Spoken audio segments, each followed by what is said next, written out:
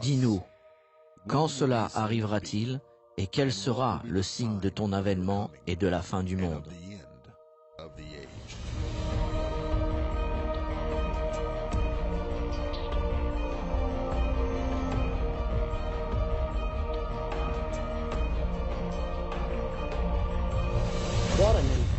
Quel sujet important nous avons aujourd'hui? La Troisième Guerre mondiale. La question n'est pas s'il y aura une Troisième Guerre mondiale, c'est dans votre Bible. Il n'y a pas un dixième de % de chance pour que cela ne se passe pas. Une autre guerre mondiale va arriver et elle sera la plus grande guerre mondiale de tous les temps. Pour que vous puissiez voir la prophétie de vous-même, regardons-la maintenant. Elle se trouve dans Apocalypse au chapitre 9, au verset 15. Et les anges qui étaient prêts pour l'heure, le jour, le mois et l'année furent déliés afin qu'ils tuassent le tiers des hommes. Je n'oublierai jamais, quand j'ai regardé sur cela pour la première fois, je me suis dit, un tiers de toute la population du monde? C'est incroyable. Quand il est dit un tiers de toute la race humaine, je me suis dit, sûrement pas. Peut-être que je devais regarder la version grecque pour voir ce qui est dit, et c'est ce que j'ai fait. J'ai consulté plusieurs traductions différentes. Une première version dit de massacrer le tiers des hommes. Une deuxième version dit de tuer un tiers de l'humanité. Une troisième version dit pour tuer un tiers de la race humaine. Puis dans une quatrième version, il nous est dit pour tuer un tiers de tous les habitants de la terre. J'ai ainsi consulté 15 à 20 traductions différentes et à la fin, j'ai conclu que la Bible dit exactement ce qu'elle veut dire, que je faisais face à une prophétie où un tiers de la race humaine serait éliminé par une guerre qui arrive. Afin de bien comprendre cela, mettons-la en perspective. Avant le XXe siècle, il n'y a pas eu une guerre de plus de 1 million de morts. Puis est venue la Première Guerre mondiale, 1914-1918, 8,2 millions de morts. Ils l'ont appelée la Grande Guerre. Ils l'ont appelée la Première Guerre mondiale. Et ils ont dit plus jamais une telle chose. 6000 ans et pas une seule guerre avec plus de 1 million de morts. Et soudain, nous avons cette horrible guerre avec 8,2 millions de morts. Ils ont fondé la Ligue des Nations avec l'espoir d'empêcher qu'une chose pareille ne se répète. Et qu'est-ce qui s'est passé? 20 ans plus tard, la Deuxième Guerre mondiale. Et cette fois-ci, il n'y a pas eu 8,2 millions de morts, mais 52 millions de personnes ont péri. C'est comme si quelque chose s'était désaxé dans le cœur humain. Comment pouvons-nous mettre fin à ceci? Puis nous avons fondé les Nations Unies, espérant avoir résolu le problème. Mais j'ai la triste tâche de vous dire que ce n'est pas résolu. Il y a une autre guerre qui arrive et celle-ci ne serait pas de 8 millions de morts, ni de 52 millions de morts. Cette guerre qui arrive va causer 2,2 milliards de morts. Je vous parle de 40 fois plus que la Deuxième Guerre mondiale. La pire de toutes les guerres. Je ne peux pas vous dire exactement quand elle aura lieu. Je pense qu'elle pourrait arriver cette année. Vous le verrez alors que nous continuons. Vous allez voir ce que la Bible dit. Il y a beaucoup plus d'informations sur cette guerre que ce dont nous avons déjà parlé. Voici ce que nous en savons. Examinons-la pour être sûrs que nous la comprenons bien. Je parle de 6000 années d'histoire humaine sans une seule guerre de plus d'1 million de morts. Puis en 1914, 8,2 millions de morts. Puis en 1939, en 1945, 52 millions de morts. Et la prochaine guerre mondiale, la troisième guerre mondiale, sera de 2,2 milliards. C'est une situation extrême. À l'époque où l'humanité est plus instruite que jamais et que la base de connaissances double tous les 2 ans, il semblerait que la seule chose que nous perfectionnons est la capacité de tuer. Les taux de divorce sont en hausse, les taux de suicide sont en hausse, les prisons sont de plus en plus pleines. La seule chose que nous améliorons est la capacité de tuer les gens.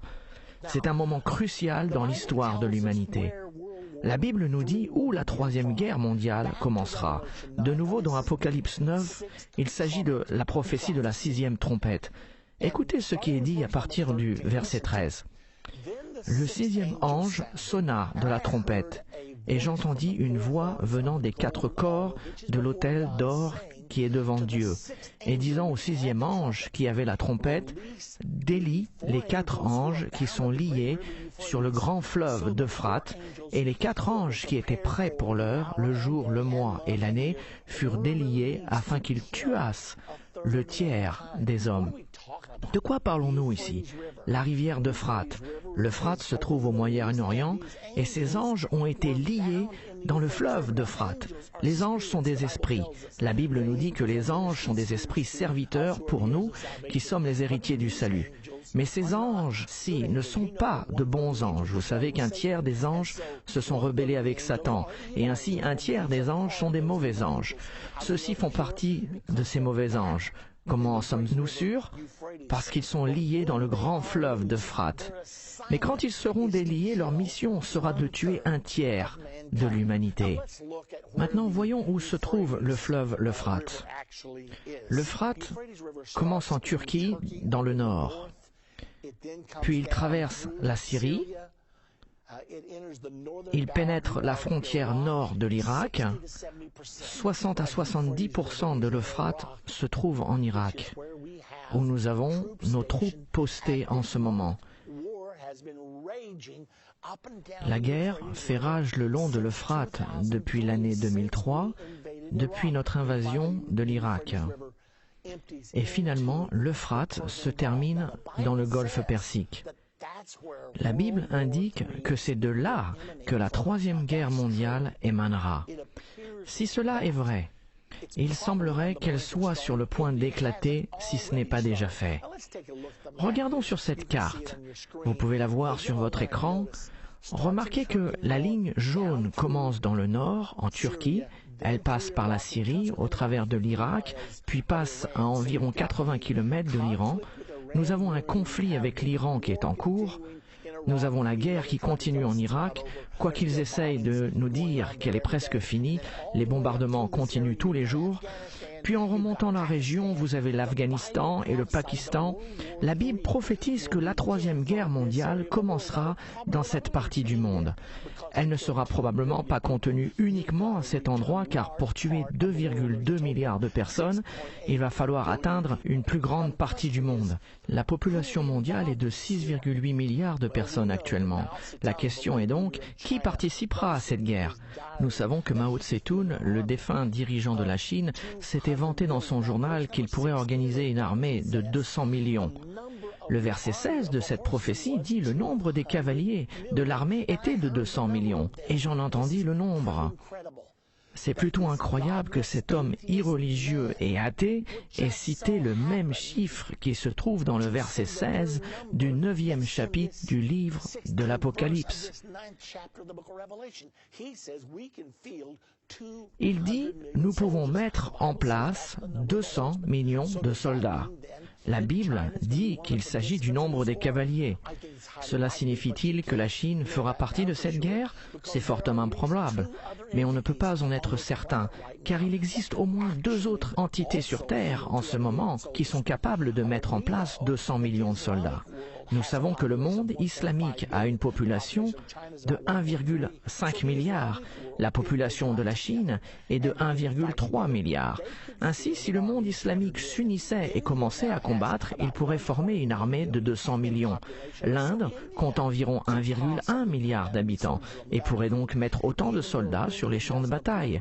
Or, l'Inde ne semble pas être aussi impliquée dans les affaires du monde que les islamistes ou que même la Chine. Nous ne pouvons pas ignorer l'islam, car la Bible nous dit que cette guerre émanera de l'Euphrate. Et chaque centimètre de ce fleuve est sous le contrôle des nations islamiques en ce moment même. Donc, qui pourrait être engagé dans cette guerre ? Les États-Unis sont presque sûrs d'y être impliqués, puisque nous avons aujourd'hui 145 000 soldats combattants sur toute la longueur de l'Euphrate. En plus, les États-Unis d'Amérique possèdent la capacité nucléaire pour tuer 2,2 milliards de personnes. Il faut beaucoup d'armement pour tuer 2,2 milliards de personnes. Imaginez-vous, la plus grande guerre que nous avons déjà eue sur cette planète a tué 52 millions. Il s'agit donc de 40 fois plus que la Deuxième Guerre mondiale. Elle sera définitivement nucléaire, j'en ai aucun doute. La chose suivante que nous aimerions savoir est quand est-ce que la Troisième Guerre mondiale aura-t-elle lieu? Avons-nous une idée? En fait, l'Écriture nous indique quand cela va se passer. Elle doit se passer avant la Grande Tribulation.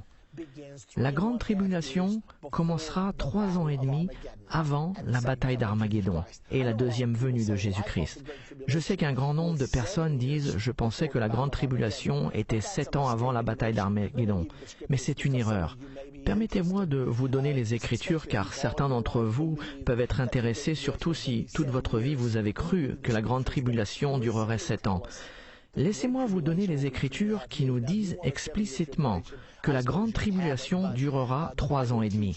Si vous voulez une tribulation de 7 ans, eh bien je pense que vous pouvez l'avoir, mais la Bible enseigne que sa durée est de 3 ans et demi, et ce sera suffisamment long. Daniel 7, 25. La petite corne, l'Antichrist, fait la guerre contre les saints pendant un temps, des temps et la moitié d'un temps. Un temps signifie 1 an, des temps signifie 2 ans, et la moitié d'un temps signifie la moitié d'un an. Comment je le sais? Parce qu'une prophétie dit exactement la même chose, seulement elle décrit les temps d'une autre manière. Apocalypse 13 au verset 5 nous parle au sujet de l'Antichrist, et le pouvoir fut donné à la bête pour agir pendant 42 mois, et il lui fut donné de faire la guerre aux saints et de les vaincre. Ainsi, dans Daniel 7, 25, il est dit un temps, des temps et la moitié d'un temps. Dans Apocalypse 13, 5, il est dit 42 mois. Dans Apocalypse 12, 6, il est dit que le dragon fait la guerre contre la femme, Israël, pendant 1260 jours. Divisons-les, 1260 jours est égal à 3 ans et demi. Chaque fois que nous voyons une période de temps attribuée à la grande tribulation, cela correspond toujours à 3 ans et demi. Même Jésus a parlé de l'abomination de la désolation. Il a dit, lorsque vous verrez l'abomination de la désolation dont a parlé le prophète Daniel, alors que ceux qui seront en Judée fuient. C'est alors la détresse sera si grande qu'il n'y a point eu de pareil depuis le commencement du monde jusqu'à présent. Jésus a donc dit que la grande tribulation commencerait à l'abomination de la désolation. Daniel 9, 27 nous dit que l'abomination de la désolation arriverait à la moitié de cette période des 7 dernières années. Ainsi, à chaque endroit où nous voyons la durée de la grande tribulation, il est dit 3 ans et demi. Toutefois, il y a une période de 7 ans, mais la première moitié de ces 7 ans ne correspond pas du tout à la tribulation. Il s'agit plutôt de la préparation avant les derniers 3 ans et demi appelés la grande tribulation. Cependant, comment savons-nous que cette guerre doit arriver avant que la grande tribulation commence? Nous le savons car la prophétie de la guerre de la 6e trompette est donnée dans Apocalypse chapitre 9 au verset 13 et 20. Plus loin dans Apocalypse 10, il nous parle du début de la grande tribulation. Regardons là maintenant. Regardons dans Apocalypse au chapitre 10, versets 1 à 2, Je vis un autre ange puissant qui descendait du ciel, enveloppé d'une nuée. Au-dessus de sa tête était l'arc-en-ciel, et son visage était comme le soleil, et ses pieds comme des colonnes de feu. Il tenait dans sa main un petit livre ouvert. Il posa son pied droit sur la mer et son pied gauche sur la terre. Nous allons voir cela 2 fois dans la Bible, et les 2 fois indiquent qu'il s'agit de l'événement qui marque le début de la grande tribulation. Continuons dans les versets 5 et 6. « Et l'ange que je voyais debout sur la mer et sur la terre leva sa main droite vers le ciel et jura par celui qui vit au siècle des siècles, qui a créé le ciel et les choses qui y sont, la terre et les choses qui y sont, et la mer et les choses qui y sont, qu'il n'y aura plus de temps. » Il nous est donc dit qu'il n'y aura plus de temps. Nous savons que ce n'est pas une traduction exacte, car nous voyons que dans le chapitre 11, il commence à parler d'une autre période de 3 ans et demi. Et plus loin, dans le livre d'Apocalypse, il nous est parlé d'une période de 1000 ans. Ainsi, quand il dit qu'il n'y aurait plus de temps, la version Darby dit qu'il n'y aurait plus de délai, et toutes les traductions sont conformes avec celle-ci. Il est tout simplement dit que nous sommes arrivés à un carrefour, que nous avons atteint un tournant. Après avoir vu cela, vous verrez la chose suivante dans Apocalypse au chapitre 11. Vous verrez une prophétie concernant la mesure du temple, qui nous dit que le temple sera piétiné par les païens durant les 42 mois suivants. Elle nous donne donc un délai. Vous avez cet ange se tenant avec un pied sur la mer et avec un pied dans la terre, déclarant qu'il n'y aurait plus de délai, et aussitôt nous entrons dans les 42 derniers mois. Et le verset 3 d'Apocalypse 11 nous dit que les 2 témoins de Dieu commencent leur ministère pour 1260 jours. Chacun de ces 2 passages dit qu'à partir d'un moment où l'ange se tient avec un pied sur la mer et un pied sur la terre, c'est là où commencent les 3 dernières années et demie, et nous savons que c'est là que commence la grande tribulation. Vous avez donc la guerre de la 6e trompette, la 3e guerre mondiale dans le chapitre 9. Vous avez le début de la grande tribulation dans le chapitre 10, puis vous avez les 3 dernières années et demie dans le chapitre 11. Et le chapitre 11 culmine avec le son de la 7e trompette, la dernière trompette. Le verset 15 nous dit que le royaume de ce monde est remis à notre Seigneur et à son Christ. Cet événement est également mentionné dans l'Ancien Testament dans Daniel chapitre 12. Remarquez les similarités que nous avons ici. Au verset 1, « En ce temps-là se lèvera Michaël, le grand chef, le défenseur des enfants de ton peuple. » Il s'adresse à Daniel et au peuple d'Israël. Et ce sera une époque de détresse telle qu'il n'y en aura point eu de semblable depuis que les nations existent jusqu'à cette époque. Il s'agit de la grande tribulation. Quand Jésus décrit la grande tribulation, il a dit que ce serait une période de grande tribulation comme il n'y en a point eu de pareil depuis le commencement jusqu'à présent et qu'il n'y en aura jamais. Daniel l'a décrit comme une époque de détresse, telle qu'il n'y en a point eu de semblable depuis que les nations existent jusqu'à cette époque. En ce temps-là, ceux de ton peuple qui seront trouvés inscrits dans le livre seront sauvés. Daniel parle donc de la grande tribulation. Continuons plus loin dans les versets 6, 7 de ce même chapitre 12. Il continue et dit « L'un d'eux dit à l'homme vêtu de lin, qui se tenait au-dessus des eaux du fleuve, « Quand sera la fin de ces prodiges ? Tu m'as parlé du commencement de la grande tribulation, mais combien de temps va-t-elle durer ? » Et j'entendis l'homme vêtu de lin qui se tenait au-dessus des eaux du fleuve, et il leva vers les cieux sa main droite, et le voici encore se tenant au-dessus des eaux, et il leva vers les cieux sa main droite et sa main gauche, et il jura par celui qui vit éternellement. C'est précisément le même événement qui se trouve dans le chapitre 10 d'Apocalypse. Il jura par celui qui vit éternellement que ce sera un temps, des temps et la moitié d'un temps, 3 ans et demi. C'est de nouveau cette terminologie. Donc dans Daniel chapitre 12 et Apocalypse chapitre 10, il dit exactement la même chose. Et toutes ces choses finiront, les choses que fait l'Antichrist, quand la fosse du peuple saint sera entièrement brisée. Donc, combien de temps reste-t-il jusqu'à la fin de ces prodiges? Un temps, des temps et la moitié d'un temps, 3 ans et demi. Donc, que voyons-nous ici? Nous voyons que cette guerre commence dans Apocalypse 9. Elle tuera un tiers de la race humaine. Et alors commencera la grande tribulation. Nous ne savons pas combien de temps avant la grande tribulation cette guerre commencera. Cela peut arriver 2 ans avant que la grande tribulation commence, ou bien 4 ou 5 ans. Cela ne nous est pas donné. Cependant, nous pouvons avoir un aperçu de comment ces choses vont arriver. Regardons probablement l'ordre dans lequel ces prophéties vont se dérouler, car j'ai beaucoup parlé de choses qui ne vous sont peut-être pas familières. Regardons rapidement la chronologie des événements et comment ils vont se dérouler. Nous savons que la guerre de la 6e trompette aura lieu, et soit juste avant ou après, doit se passer un acte de paix dans le Moyen-Orient. La Bible appelle cela la confirmation de l'alliance.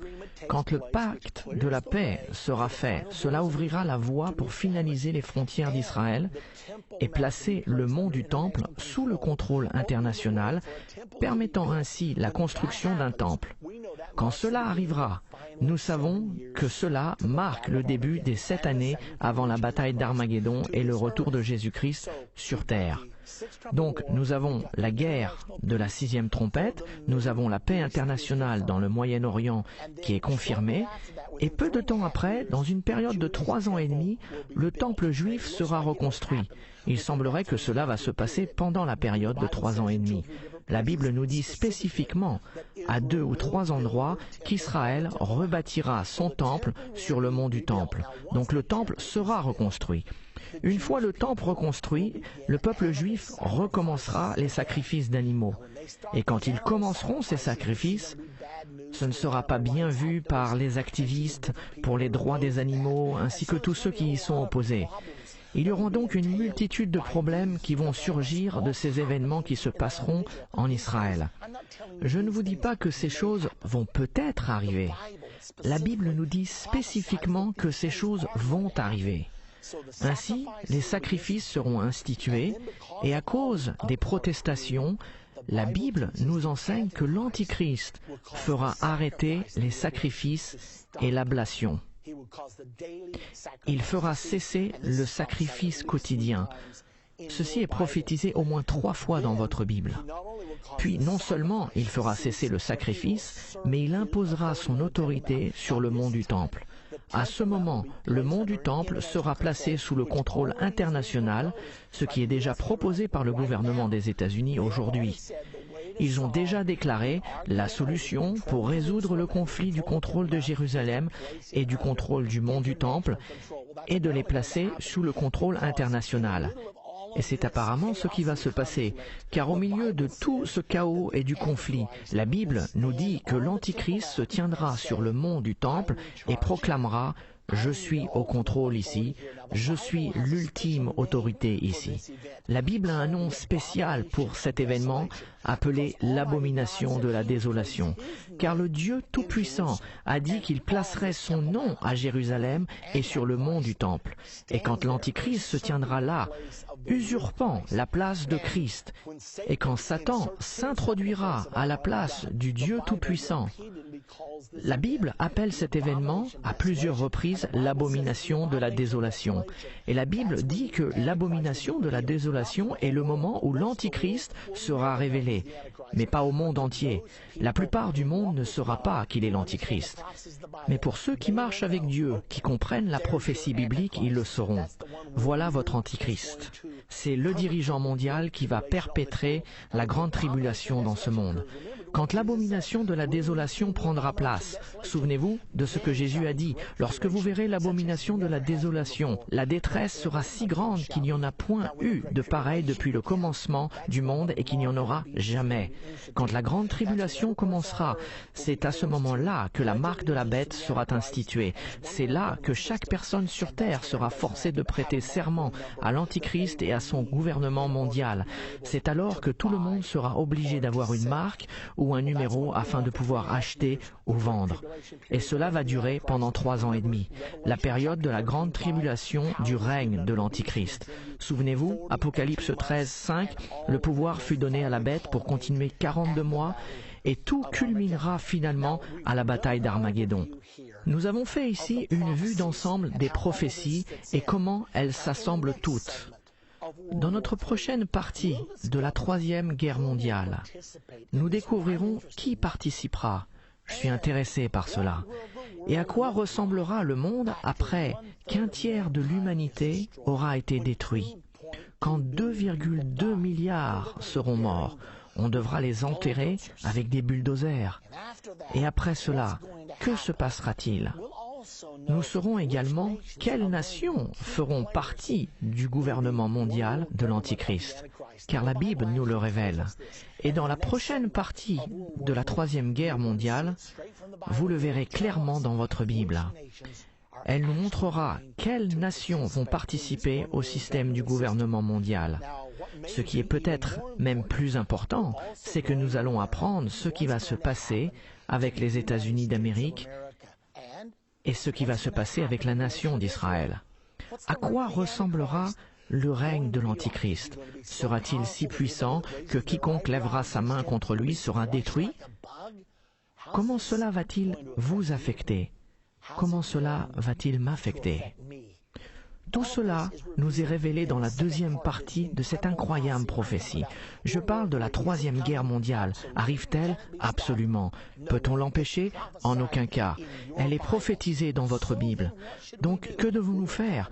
Nous allons aussi en parler, car il est important pour vous et moi de savoir exactement ce que nous devons faire.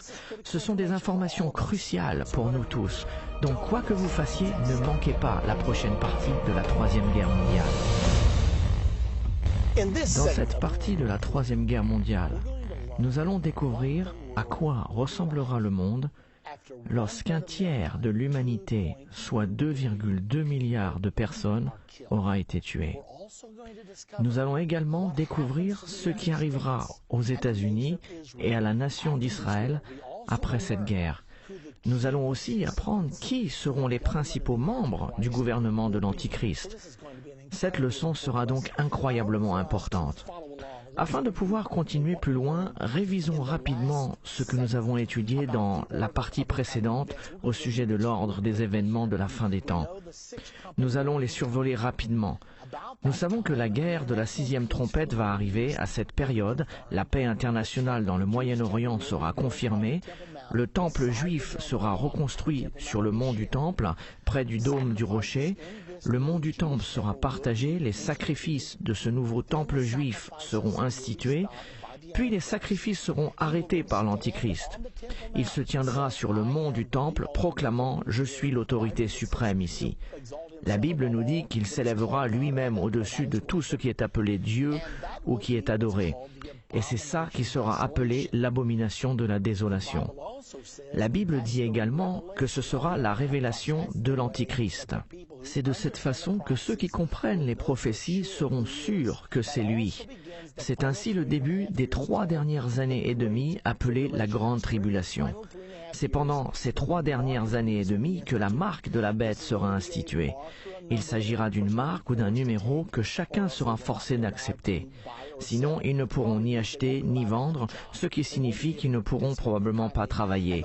Il leur sera impossible de participer à l'économie et ils devront prêter serment à ce gouvernement mondial ainsi que son dirigeant, l'Antichrist, afin de pouvoir obtenir la marque ou le numéro.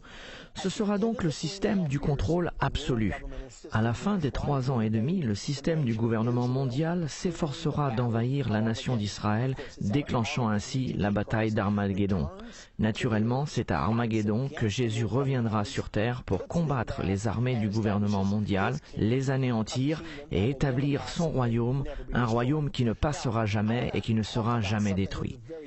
J'aimerais vous parler au sujet de quelque chose qui est très important. Nous voulons savoir si la 3e guerre mondiale aura lieu avant ou après le pacte de paix dans le Moyen-Orient. Nous savons que la Bible nous donne une prophétie avec une date, et que cette prophétie sera la confirmation de l'alliance d'Abraham, qui dit qu'il y aura un accord pour la paix entre la communauté internationale et Israël, probablement avec la participation des Palestiniens. Et quand ceci sera conclu, le mont du Temple sera sous un accord de partage sous le contrôle international. Et quand cet accord sera conclu, la Bible nous dit qu'il y restera 7 ans avant la bataille d'Armageddon. Donc la grande question est, cette guerre qui va tuer un tiers de l'humanité, la troisième guerre mondiale, aurait-elle lieu avant ou après l'accord de paix? Je pense que la guerre arrivera avant, car j'ai du mal à croire que nous allons voir 2,2 milliards de personnes massacrées en même temps que la signature d'un pacte de paix ainsi que la reconstruction du troisième temple en Israël. Pour cette raison, je me dis que cette guerre éclatera juste avant que toutes ces choses aient lieu. Et à la suite de cette guerre, il y aura un grand cri de détresse. Pouvez-vous imaginer 2,2 milliards de morts, ce qui produira un tel cri pour la paix sur terre que l'on instaurera la paix dans le Moyen-Orient. Je peux entendre les dirigeants du monde dire « Peu importe ce que vous dites, nous en avons assez de cette aberration, nous allons détruire la terre entière si jamais cela se reproduit. » Il nous faut donc faire la paix. Quand soudainement, l'Antichrist viendra au pouvoir par le biais des 2,2 milliards de morts, il sera l'homme avec les réponses. Il prendra le pouvoir et la plupart du monde pensera que c'est une bonne chose. Quelle sera la cause de cette guerre? Pourrait-elle être une autre attaque terroriste sur les États-Unis? Peut-être que cela déclenchera la guerre. Nous savons que les rumeurs courent en ce moment qu'Israël pourrait attaquer l'Iran. L'Iran est engagé dans le développement de la technologie nucléaire. Israël sait qu'une seule bombe détruirait leur nation et le président de l'Iran l'a dit à plusieurs reprises qu'Israël serait effacé de la carte. Israël doit penser, devrions-nous attaquer ou pas? Certaines personnes disent que les États-Unis devraient le faire pour Israël. La communauté internationale semble incapable, impuissante de faire quoi que ce soit. Il y a eu une citation publiée dans le Jerusalem Post du 30 août 2008. C'était une déclaration faite par le général en chef du personnel de l'Iran. Il a dit « Si jamais Israël ou les États-Unis attaquaient l'Iran, ce serait le commencement d'une autre guerre mondiale. Peut-être ce sera le début. Nous ne savons pas exactement ce qui déclenchera cette troisième guerre mondiale, mais elle va arriver. Un nombre d'historiens célèbres disent que nous sommes déjà dans cette guerre. Monsieur James Woolsey, directeur de la CIA sous l'administration du président Clinton, croit que la troisième guerre mondiale a commencé le 11 septembre avec l'attaque des tours jumelles. Thomas Friedman, le célèbre chroniqueur du New York Times, pense la même chose. Newt Gingrich, ancien président de la Chambre des représentants, a dit que la troisième guerre mondiale a commencé le 11 septembre. Et ils ne disent pas au monde ce qui se passe vraiment, parce que cela a déclenché la guerre contre le terrorisme. Quand cela s'arrêtera-t-il? Nous découvrons que plus nous combattons le terrorisme, plus il y a du terrorisme. Le président Bush a déclaré ce pourrait être une guerre de 30 ans. C'est comme s'ils savent ce qu'ils sont en train de faire. Et finalement, le président Bush a dit le 6 mai 2006, la révolte des passagers du vol 93 a été la première contre-attaque de la troisième guerre mondiale. Donc même le président George W. Bush a déclaré que la troisième guerre mondiale a réellement commencé le 11 septembre. Le conflit qui sera déclenché quand son temps arrivera, il engloutira le monde entier. C'est une certitude. On ne peut pas tuer 2,2 milliards d'êtres humains sans que ce soit une guerre nucléaire. Appuyer sur les boutons nucléaires est le seul moyen de tuer autant de monde. Les missiles nucléaires vont voler. La question suivante est comment la guerre va-t-elle se terminer? Combien de temps va-t-elle durer? Je ne sais pas. Une fois que les missiles nucléaires vont être lancés, des nations entières seront anéanties. Je vous parle de la possibilité qu'une nation comme la Chine soit complètement détruite. Après tout, la Chine représente une réelle menace pour les États-Unis. Beaucoup de gens pensent que notre étoile est en déclin et que celle de la Chine se lève. Or, il y a un grand nombre de gens en Amérique qui ne veulent pas l'entendre. Nous n'aimons pas l'idée d'une dictature marxiste en tant que la force la plus puissante sur Terre qui restructurerait l'image du monde. Pourrions-nous donc, sous une provocation quelconque, commencer à appuyer sur ces boutons et éliminer la Chine?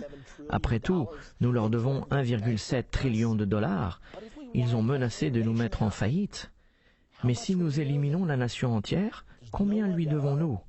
On ne doit plus rien à personne. Tout est effacé. Devons-nous penser de cette façon? Certainement pas. C'est horrible de penser comme cela. Toutefois, y a-t-il des gens au pouvoir capables de penser ainsi? Bien sûr que oui.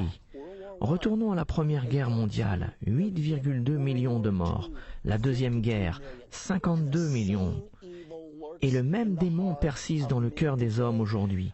Ils pensent qu'ils ont raison, ils pensent que leur cause est bonne. Ont-ils la capacité de le faire? Oui. Comment le sais-je? Parce que la Bible dit qu'ils vont le faire. Je ne dis pas que c'est une possibilité, mais cela va arriver, mesdames et messieurs. Il n'y a aucune chance que cela ne se passe pas, car c'est dans votre Bible. C'est prophétisé et les prophéties s'accomplissent toujours. Il existe un endroit où vous pouvez être en sécurité et c'est en Jésus-Christ. Je vous en parlerai un peu plus tard, mais vous devez néanmoins y penser, car où pouvez-vous vous cacher? Nous ne connaissons pas la réponse, mais il existe un endroit sûr. Donc, à quoi ressemblera le monde dans les jours qui suivront? Nous aurons un tiers de la population du monde qui est mort, anéanti, disparu à jamais, vaporisé par l'extrême chaleur des échanges nucléaires. D'autres mourront d'une mort lente et agonisante due aux radiations nucléaires. Tout sera bouleversé. Personne ne saura où se tourner. Les structures du monde seront secouées et les États-Unis seront pointés du doigt comme responsables de la plupart des morts. À quoi ressemblera donc le monde? Croyez-le ou pas, il existe une prophétie dans la Bible qui nous le dit. C'est dans le chapitre 13 d'Apocalypse. Nous lisons au sujet du gouvernement mondial et ce passage nous parle de 3 ans et demi avant Armageddon, ce qui situe le passage après la guerre. Cette guerre doit être finie avant que la grande tribulation commence. Et la grande tribulation commence 3 ans et demi avant Armageddon. Cette écriture est 3 ans et demi avant Armageddon. Regardons-la. Il s'agit d'Apocalypse au chapitre 13, au verset 1. C'est une prophétie au sujet du gouvernement mondial, de l'Antichrist et sur l'Antichrist lui-même. Et il se tint sur le sable de la mer, puis je vis monter de la mer une bête qui avait 10 cornes et 7 têtes. Et sur ses cornes 10 diadèmes, et sur ses têtes des noms de blasphème. La bête que je vis était semblable à un léopard. Ses pieds étaient comme ceux d'un ours, sa gueule comme une gueule de lion. Le dragon, ça c'est Satan, lui donna sa puissance et son trône et une grande autorité. Et je vis l'une de ses têtes comme blessée à mort, mais sa blessure mortelle fut guérie, et toute la terre était dans l'admiration derrière la bête. Le monde entier va suivre cette bête. Qu'est-ce que cela signifie? Nous avons appris qu'une bête dans la prophétie biblique représente toujours une nation. Plusieurs têtes sur une bête représentent le nombre de fois que cette nation se lèvera et tombera. Souvenez-vous que dans Daniel 7, il y avait 4 bêtes, dont un lion représentant la Grande-Bretagne, un ours représentant la Russie, un aigle représentant les États-Unis, un léopard représentant l'Allemagne, et il y avait une bête à 10 cornes représentant la renaissance du Saint-Empire romain, les pays de l'Europe. On voit 4 bêtes distinctes dans Daniel 7. Quand nous allons de Daniel 7 à Apocalypse 13, ces 4 bêtes sont réunies en une seule bête. Vous pouvez voir une représentation de la bête ici. Le corps d'un léopard, les pattes d'un ours, la gueule d'un lion, mais toutes les 7 têtes sont là, car il y avait un total de 7 têtes dans Daniel 7. Cette prophétie date de l'an 550 avant Jésus-Christ dans le livre de Daniel. Le livre de l'Apocalypse a été écrit vers l'an 96. C'est donc 650 années plus tard que nous avons le livre de l'Apocalypse. C'est une longue période de temps qui sépare ces écrits, n'est-ce pas? Et néanmoins, les mêmes symboles sont utilisés, mais ils sont utilisés d'une façon différente. Regardons à ces symboles et à la façon dont ils sont utilisés. Remarquez qu'elle a le corps d'un léopard, qui est l'Allemagne, les pattes d'un ours, la Russie, la gueule d'un lion, la Grande-Bretagne. Donc la Grande-Bretagne, l'Allemagne et la Russie, elles feront partie intégrale de ce système de gouvernement mondial. Puis nous voyons la bête à 10 cornes, la renaissance du Saint-Empire romain. Souvenez-vous des ailes d'aigle dans Daniel 7. Nous ne les voyons plus. Qu'est-ce que cela signifie? Est-ce que ça veut dire que les États-Unis ont été rayés de la carte ou qu'ils se sont mis à l'écart? Qu'est-ce que cela signifie? Les États-Unis ne sont plus là. Vous vous dites, « Oh, cela m'effraie, et ça ne devrait pas, car c'est une bonne nouvelle. » Parce que si vous faites partie de cette bête réunifiée, vous êtes sous le règne de l'Antichrist. Ainsi, quelles sont les chances que les États-Unis se soient mis à l'écart? Peut-être ils se sont retirés, peut-être que les prophéties bibliques ont fait leur chemin jusqu'à la Maison-Blanche et les dirigeants ont finalement compris ce qu'elles disent. Et ils ont donc décidé de se retirer des affaires mondiales et peut-être joueront-ils un rôle différent lors de ce temps, à cette période. Pourraient-ils être éliminés? Oui, c'est possible. Mais il y a certaines raisons qui nous laissent à croire que ce ne sera pas le cas. Donc posons-nous cette question importante. Qu'arrivera-t-il à la nation d'Israël? Nous savons qu'Israël survivra, car elle bâtira son troisième temple sur le mont du Temple. Et nous savons également qu'Israël, à la suite de cette horrible guerre de 2,2 milliards de morts, Israël va rétablir les sacrifices d'animaux.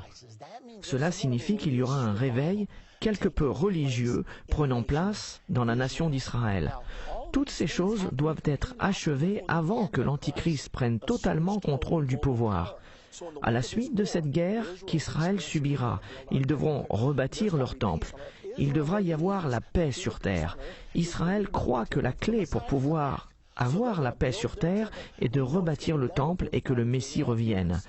Donc ils vont bâtir leur temple. Nous savons que ce sera fait avant les derniers 3 ans et demi, avant que l'Antichrist soit identifié et prenne le pouvoir. Nous savons cela au sujet de la nation d'Israël.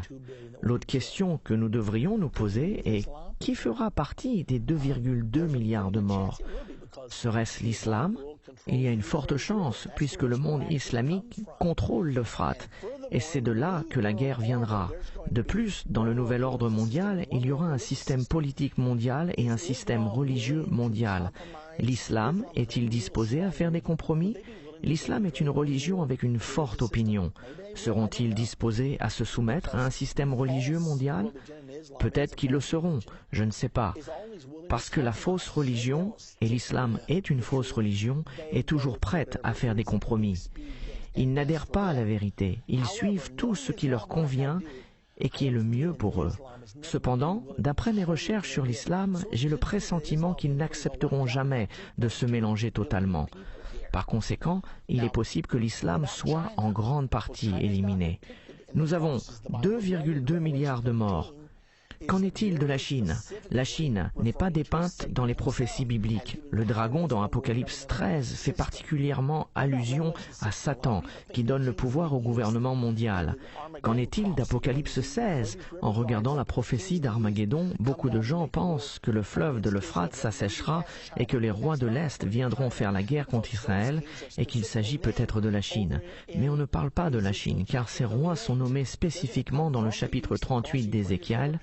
Ils viendront de l'Est en traversant l'Euphrate et ils y sont nommés. Nous y voyons Melchek, qui est le nom d'origine pour Moscou. En Russie, nous voyons également l'Iran, la Perse, la Libye et l'Éthiopie. Donc c'est une coalition des nations sous la bannière de l'ONU qui descendra contre Israël. Mais on ne mentionne pas la Chine. Quelles sont donc les chances pour que la Chine soit anéantie? Je pense qu'elles sont relativement importantes, car la Chine compte 1,3 milliard de personnes. Même si la Chine est anéantie, il reste 900 millions qui doivent mourir pour qu'un tiers de la population du monde soit détruit. Que se passera-t-il après cette guerre? Nous savons que le centre du pouvoir sera dirigé vers l'Europe, car nous avons vu la bête. Elle a le corps d'un léopard, l'Allemagne, les pattes d'un ours, la Russie, la gueule d'un lion, la Grande-Bretagne. Elle a le royaume à 10 cornes qui est constitué de l'Europe, la renaissance du Saint-Empire romain. Ainsi, le centre du pouvoir mondial va basculer vers les Nations Unies et l'euro. De plus, cet accord de paix sera vite conclu, et ainsi le monde pensera enfin la paix. Avec cette horrible catastrophe viendra une ferveur religieuse plus ardente. La Bible enseigne qu'un très puissant dirigeant religieux surgira et il formera une alliance avec l'Antichrist lui-même. La Bible appelle ce dirigeant religieux le faux prophète et il dirigera la plus grande partie de la chrétienté. La Bible est très claire sur la chrétienté apostate. Je parle des chrétiens qui disent « Oh, la doctrine, c'est pas si important, peu importe vraiment en quoi vous croyez ». Il leur sera facile de se joindre au catholicisme romain. Et la plupart des chrétiens seront de nouveau unis et suivront la direction du catholicisme romain vers cette alliance avec ce dirigeant mondial, l'Antichrist. Et il y aura une religion universelle et un régime politique mondial fonctionnant ensemble. Et l'islam devra probablement se compromettre pour s'y joindre. Sinon, elle sera détruite pendant cette guerre. Nous savons aussi que cette guerre, sans aucun doute, va préparer le terrain pour permettre à l'Antichrist de venir au pouvoir. La politique et la religion formeront leur alliance, qui est très clairement décrite dans le chapitre 13 d'Apocalypse. L'Église catholique romaine sera la plus puissante religion sur terre et les protestants vont coopérer avec elle. Ils vont tous retourner vers cette religion de commodité et de ferveur religieuse. Ces différences seront décrites comme la cause de la guerre et quiconque ne deviendra pas membre de cette religion universelle sera considéré comme un terroriste religieux ou extrémiste religieux. La Bible dit « ils seront persécutés en son nom ». Donc ceux qui diront « non, vous devez être chrétien afin d'être sauvés » feront partie du groupe persécuté que l'on évite, même si la Bible enseigne cela. Jésus a dit « car si vous ne croyez pas que je suis le Messie, vous mourrez dans vos péchés ». Cependant, la Bible déclare que nous devons pas être disposés à faire des compromis et dire « toutes les religions sont bien, les musulmans sont bien, les juifs sont bien, les bouddhistes sont bien ». Si c'est bon pour vous, c'est bon pour moi. C'est ce genre de pensée. Si vous n'êtes pas disposé à accepter cela, vous ferez partie de ce groupe persécuté et une religion universelle sera donc imposée. Ils en parlent déjà.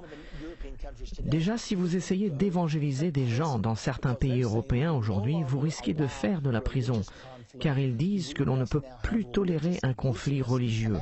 Nous devons avoir une croyance universelle et cela va devenir le système de croyance du gouvernement mondial et de la religion universelle du nouvel ordre mondial.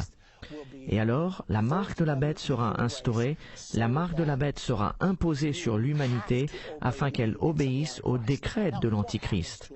Maintenant, que va-t-il se passer en Amérique ? Nous revoyons l'aigle qu'une seule autre fois dans les Écritures. Dans Apocalypse 12 au verset 13, la Bible dit que l'Antichrist va faire la guerre contre la femme, Israël.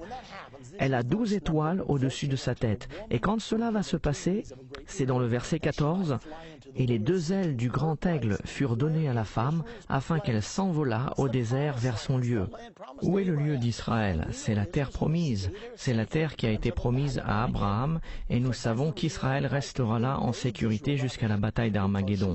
L'Antichrist envahira Israël, car elle ne sera pas encore soumise à son autorité. Et qui est donc le seul allié d'Israël? L'aigle. Nous avons utilisé notre pouvoir de veto aux Nations Unies pour protéger Israël ces 60 dernières années. Il semblerait que la raison pour laquelle les ailes d'aigle ne sont pas dans le système du gouvernement mondial est que nous nous sommes retirés. Israël ne sera pas envahi par l'Antichrist. Si nous ne sommes pas éliminés, il semblerait que les États-Unis ne vont pas jouer un rôle principal dans ce gouvernement mondial. Vous vous dites, c'est terrible. Non, c'est pas terrible, c'est merveilleux. Nous ne devons pas vouloir faire partie de ce gouvernement mondial.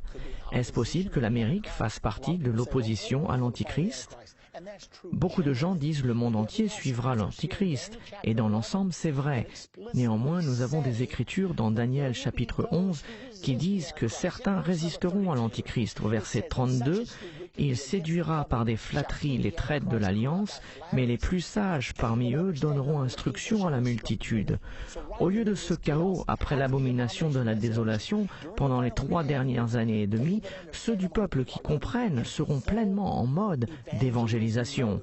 Daniel 11:33, il en est qui succomberont dans un temps à l'épée et à la flamme, à la captivité et au pillage. Il y aura des gens qui mourront. Il y a toujours eu des gens qui meurent. 11 des 12 premiers apôtres ont été tués pour le nom de Jésus, car ils ne voulaient pas arrêter de prêcher.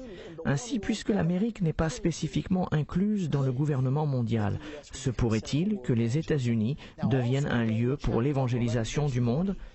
Aussi, dans Daniel 11 au chapitre 40, il dit « Au temps de la fin, le roi du Midi se heurtera contre lui, et le roi du Septentrion fondra sur lui comme une tempête, avec des chars et des cavaliers et avec de nombreux navires. Il s'avancera dans les terres, il se répandra comme un torrent et débordera. » Il s'agit probablement de la Cisjordanie de Judée, qui sera sous le contrôle des Palestiniens, et plusieurs succomberont, mais Édom, Moab et les principaux des enfants d'Ammon seront délivrés de sa main. Édom est au sud de la Jordanie, les monts du Moab dans la Jordanie centrale et Ammon est à Amman en Jordanie. La Jordanie et Israël ne seront jamais occupés par l'Antichrist, autrement l'Antichrist n'aurait pas à envahir Israël dans la bataille d'Armageddon. L'Amérique pourrait-elle aussi y échapper? Nous ne connaissons pas la réponse. Tout ce que nous savons, c'est qu'au verset 44 du chapitre 11, il est dit « Des nouvelles de l'Orient et du Septentrion viendront l'effrayer, et il partira avec une grande fureur pour détruire et exterminer des multitudes. » L'Antichrist rencontrera de l'opposition sur le plan national durant les 3 dernières années et demie. Pour ma part, j'espère qu'il s'agira des États-Unis. Puis il arrivera à la fin sans que personne lui soit en aide. La 3e guerre mondiale. Elle va arriver. 1/3 de l'humanité va mourir. Donc où serons-nous en sécurité? Il n'existe qu'un endroit. Le nom de l'Éternel est une tour forte. Les justes s'y réfugient et se trouvent en sécurité. La Bible dit, si un homme ne naît de nouveau, il ne peut voir le royaume de Dieu. Votre seul espoir, mon seul espoir, c'est de savoir où nous nous tenons par rapport à Jésus-Christ, et c'est cela que je veux dire à chacun d'entre vous. Ne jouez pas à la roulette russe avec votre âme. Étudiez la parole de Dieu, inscrivez-vous à des études bibliques, découvrez ce qui se passe, parcourez comprendre la fin de l'ère, étudiez les prophéties, car elles vont se réaliser. 1/3 de ce monde est sur le point de disparaître. Mais peu importe que cela arrive ou pas, si vous êtes prêts, vous avez la vie éternelle d'une manière ou d'une autre.